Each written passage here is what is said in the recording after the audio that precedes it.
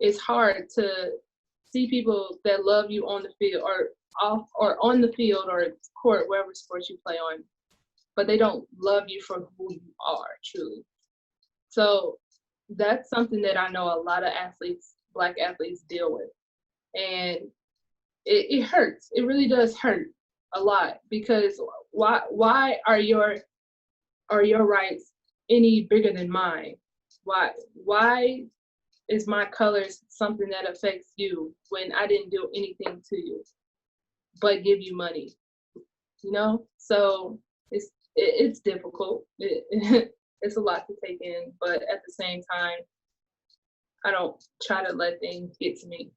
This isn't the first time we've dealt with the loss of a Black man in the state of Minnesota. And as much as I try to make sense of what's happening, there's a part of me that just can't. People just don't know the history of America. I'm gonna just say that. They don't know the history of America, and even Black people don't know the history of America. So it's like we have to re-educate ourselves. I think that's the start of it. That's the start of where we need to go forward from the George Floyd killing and the protests and all that things that brought with it.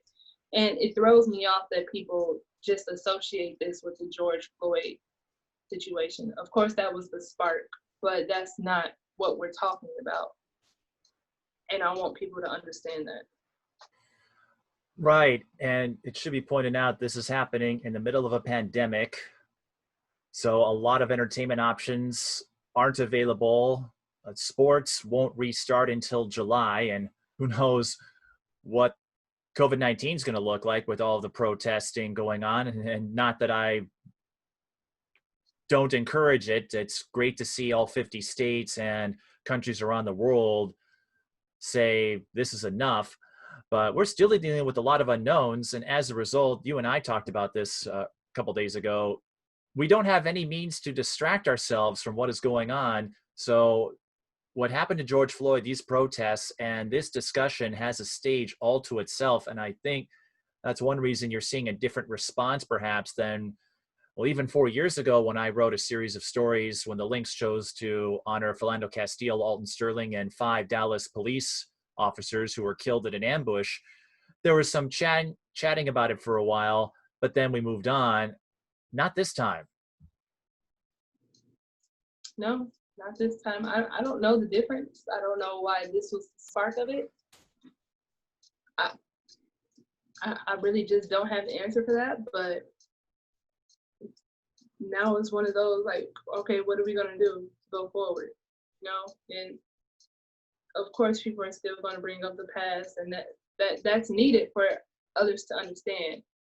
So I get that aspect, but now I'm just focused on what do we do now? Like what's next?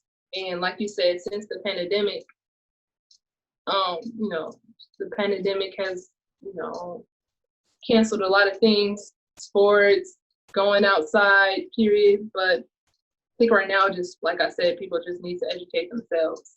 And it's hard. I understand like the white people, it's hard for, if you have friends that are Black, it's hard for you to talk to them about it because you don't understand, you don't know the words to say, or you just don't care. You don't want to understand. And, that's fine, but just say you don't understand instead of being quiet, because right now we can't have anybody be quiet at all. The pandemic is here for a reason. We have to figure out that reason. I think it can be some type of good in that reason if you really wanted to think about it in that way. And nobody is a mastermind. So everybody, I feel like, needs to learn every day something new. And you're not always correct. It's different perspectives for things. And right now is one of those just to sit down and relax and learn something. Learn what's going on in this world. Learn about us, why we are the way we are. And I feel like with that being said, a lot of people will understand it a little bit more. And once those people actually try to dig deep and research on the internet or whatever you want to read books, we'll get more empathy instead of go back to your country or shut up and play basketball. And it's like, why that phrase? Are you scared to learn the truth, or you just don't care? But some people are not like that. Some people just really don't understand, and that's fine. At least as long as you're trying to understand, that's all we're asking.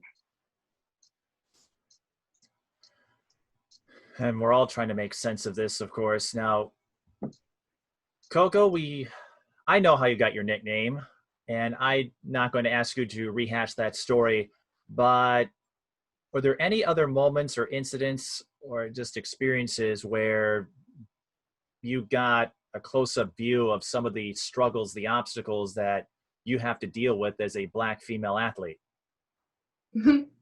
Of course. Like I said, people view us not even as a female, but as a Black athlete, period, to shut up and just play. And it's hard to do that because we're playing for an institution that's making so much money that we can't touch. And then we go back home, or we don't even go home. We can't see our family for real. And we know the struggle back there. So of course we're getting our free education, we're getting free food and stuff like that. But at the end of the day, we're still not happy because our family, people that we actually know and would love and grew up with, don't have the same things that we have.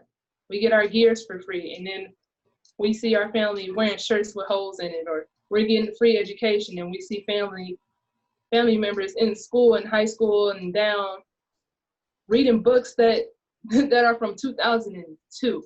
So it's very difficult to see two worlds.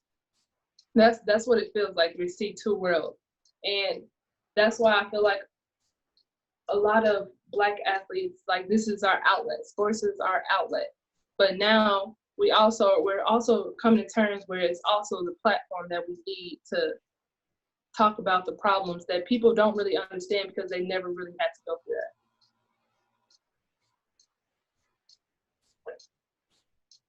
that. And also, it's like, we can't talk. We can't really say what we want to say because we have to be careful not to upset the donors or the coaches and make our program look bad.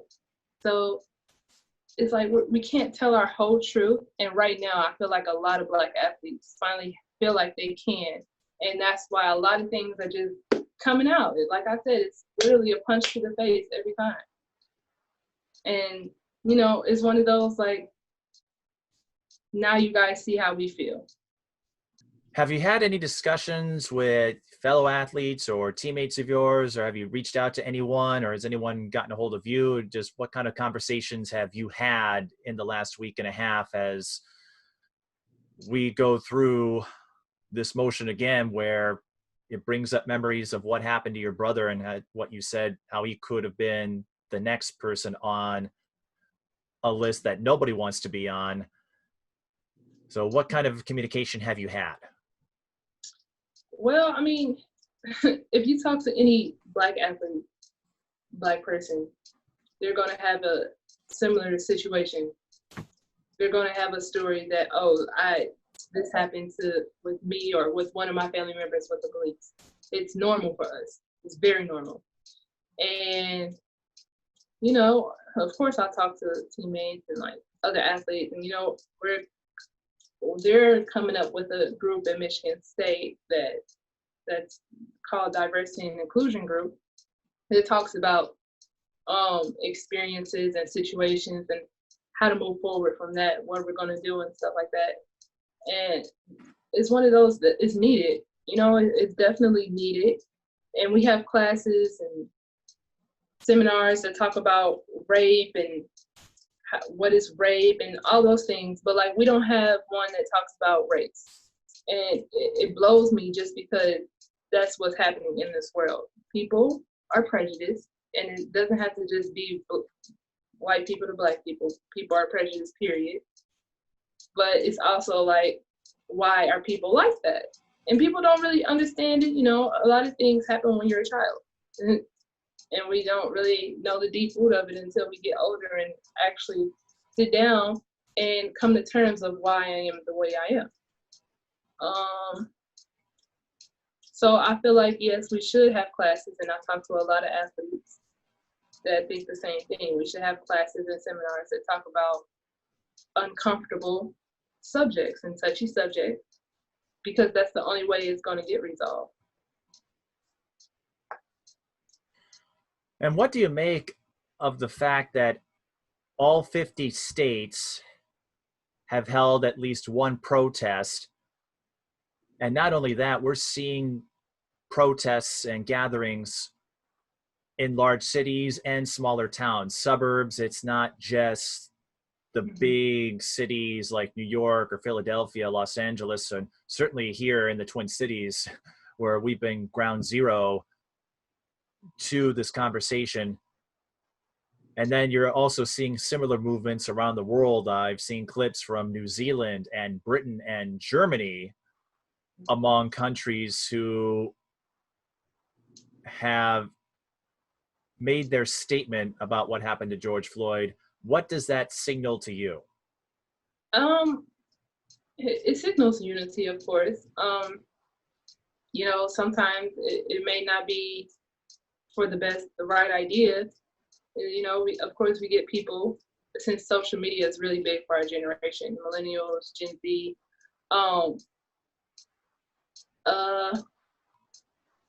I don't know the difference between, are you doing it for social media, or are you actually trying to make the change?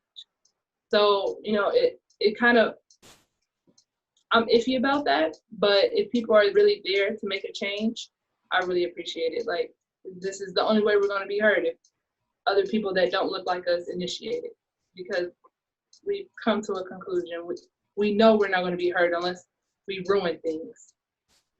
And, or if we ruin things, or the white people are not making money. That's the only way we're going to be heard. Let's be honest. So, it feels good that people are finally uniting, and it's more the Gen Z and the millennials type of generation, and that's the social media generation. So I definitely feel like social media has definitely upped that, and that's why all the protests are going on, because of social media. One reason I know I was upset to see what happened to George Floyd, a couple of reasons. One, it wasn't the first time my state was in the news for this type of incident. Philando Castile and Jamar Clark are a couple of examples. And the second thing, going back to the basketball coverage and all the other athletics I've covered over the years, whether it's games, teams, pressers, what have you. It's hard. It was upsetting because I know I don't have to play what I look at as a twisted game of Russian roulette. I would have to do something really, really blatant to get your attention. And I know friends who don't have that luxury just because of their skin color. And to me, that is not right. And on top of that, because of this pandemic and social distancing still being encouraged, I can't reach out, or I can't meet up with all of these people to see how they're doing and get their take on it, because as you've noted, and so many of my other friends of color have stated, you know, they're angry, they're tired, and they're wondering, when will this end? The pandemic, I'm gonna say, ruined a lot. If you look at it that way, of course, you know, you can say it ruined, but really a blessing in disguise in my eyes. People have to learn how to communicate in a different way. Like, okay, you can't meet up with somebody. Now what are you gonna do? And I don't like texting, because texting could be any way that the person wants to receive it. So like this Zoom call is easy. We can do that. And it's one of those, like, okay, white people say, I don't understand now, but really, what are you gonna do to educate yourself more? What are you gonna do? What are you gonna do to be part of the change? I think that's where everybody is, and it's going to be hard to make that change if people don't really truly understand. And that comes with research and knowledge and actually talking to people to figure out why they are the way they are, questioning. And people, are lazy. They don't want to do that. But this is the time to. You don't have anything else to do. It's a pandemic. Like, you're in the house. Just learn about people. It's that easy.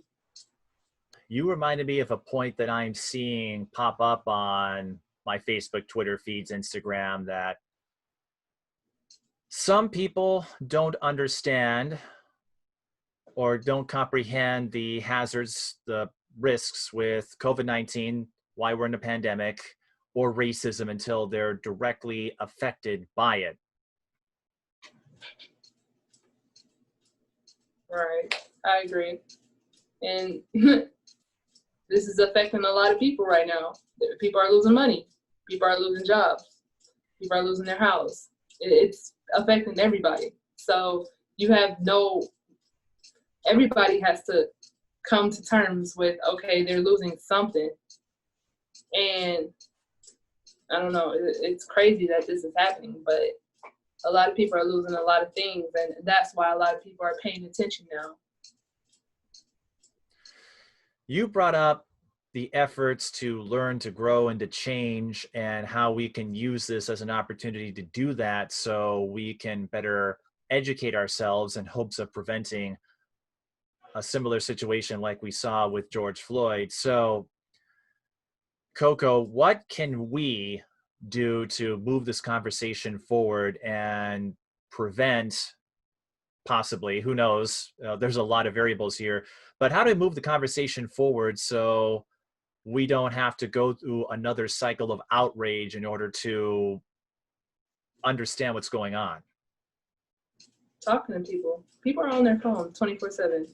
You go in public, people are looking at their phone 24/7. Nobody really knows how to hold a conversation anymore. Everybody is so sensitive. And it's just like, why? Why? But I feel like that's one change that we need to do. Another change is like just being empathetic, period, point blank. Like, okay, we get that people aren't the same color as us, but it doesn't matter. I'm human. If you don't want to be treated like that, why would you want me to be treated like that? And just going to meetings, period. Like, I know a lot of people that don't go to their town hall meetings or whatever they want to be called, community meetings. And that's really where it starts, in my eyes, is in your own community. And those people that are on the committee, they affect our lives in our community. Like, they say what's going to be built, they say what's going to be taught in schools, and people don't understand that because, like, they never thought about it. They just think the president of the United States affects their lives, and that's not even where the root is. It's in the community. It's really like, who's in office? Do you trust this person? Do you even know this person to judge you, be the judge, be the chief in office? It's one of those. Just, it starts in the community. So I just know going to more meetings in the community would help in the long run. You discussed how documentaries helped enlighten you as to what's going on, the history of racism and prejudice and these inequities that continue to create issues for Blacks and other minorities to live out their dreams and to grow and to accomplish what they set out to. So what are some of the programs or documentaries or documents, anything that helped you understand what we're facing here? I've been watching Hidden Colors.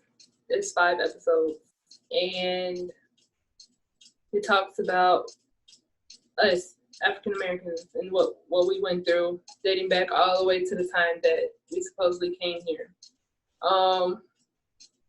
and then where we are now and what to do about it.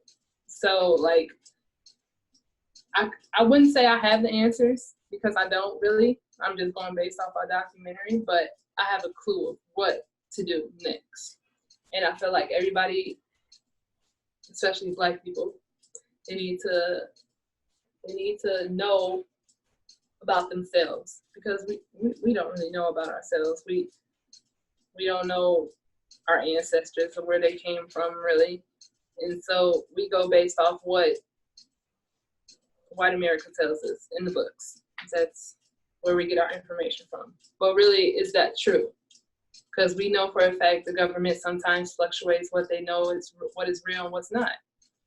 So that being said, I've watched that documentary, and I just see the world in a different way. So that's the documentary that I've been watching. And on a related note, are there any figures, advocates, people who spoke out or have brought this issue to light, any members of the public that inspire you to help spread this message? My aunt, she's really, she's pro-Black too, I would say. But she also has a lot of knowledge, I would say. But she's the one that told me to watch that video, and it changed my life. Like, I can't go back to who I was before. It's that hard, because it feels like my third eye has been opened. I view everything is just different now. Malcolm X, he knew some things that people may say he's crazy, and I don't really like to talk about stuff like this because I don't want to seem crazy, but I've come to the term like I'm not. I just, probably know more than some other people, and they're gonna, base what they think about me based on what I say, because they don't know. They don't know that truth. They don't know that perspective, and it's one of those. And Muhammad Ali, just other Black athletes that knew what was going on all the way back then. So yeah, I've been studying and looking up some, about Malcolm X and what my aunt tells me. I've been looking up a lot of research on my own. And the world it's a crazy world, I'll say that, but it's really what you make it. You have a point. They were forerunners to what's going on, or I think it was Will Smith. I'm not 100% sure if the quote was attributed to him, where he said, "Racism isn't getting worse; it's just being filmed." That's something we didn't have as much of even 10 years ago, and I think that's playing a big part in opening all of our eyes. And speaking of truth, folks love to throw out Martin Luther King quotes, and I understand. Because he certainly did a lot, but I think some of us forget that, like these other figures, he dealt with a lot of backlash because he was protesting against things he saw as unjust, and the very nature of protesting itself is going to make you unpopular for a time, because people can be frightened of change, or they may not get what the big deal is. And if what we saw, if what happened to George Floyd, if that wasn't an issue, we wouldn't be protesting about it. So yeah, it's going to make you look unpopular, perhaps for a time, but over time, folks like yourself and myself, as I continue to understand as much as I can, realize that they put themselves on the line. Muhammad Ali risked his career. Right. But that's sometimes, that's what God, that was your purpose at the time, and I feel like I have a voice, so why not use it? I'm done with basketball, so why not use it? I'm more than just a basketball player, so now I'm finding out who I am. And if that means I have to be an advocate, then so be it. If I have to be a voice for somebody else, then so be it. And I'm gonna do something. I'm gonna do in my eyes, the right thing. I feel like everybody is equal at the end of the day. But right now, let's fix this problem. And you can say black on black, or a lot of people are saying, what about black on black crime? Da da da. Of course, that's going to be a problem. But why is that a problem? Because of where we are now. So I feel like if we fix this problem, it'll fix a lot of other problems. And you know, I know. I don't know. I really don't know, just because I'm so young and I'm just going day by day and going with the flow, really. And just, I wouldn't say I have the urge to talk, but when I do talk, I just feel like somebody else is talking for me, like somebody's in me and just saying it out for me. But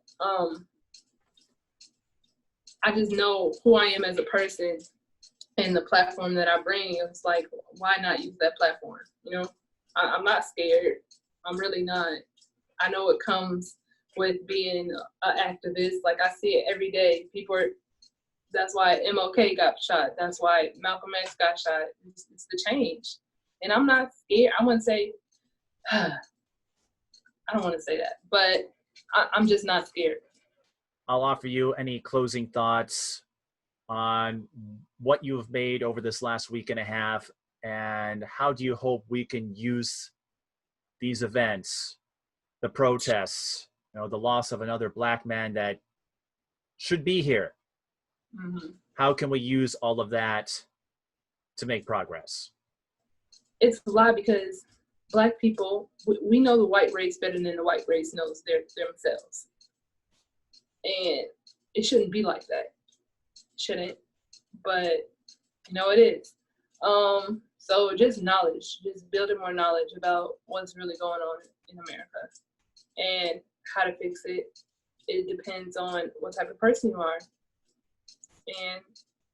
But the main focus I really want everybody to do is just knowing who you are outside of what you think you are, and building more knowledge. That's all.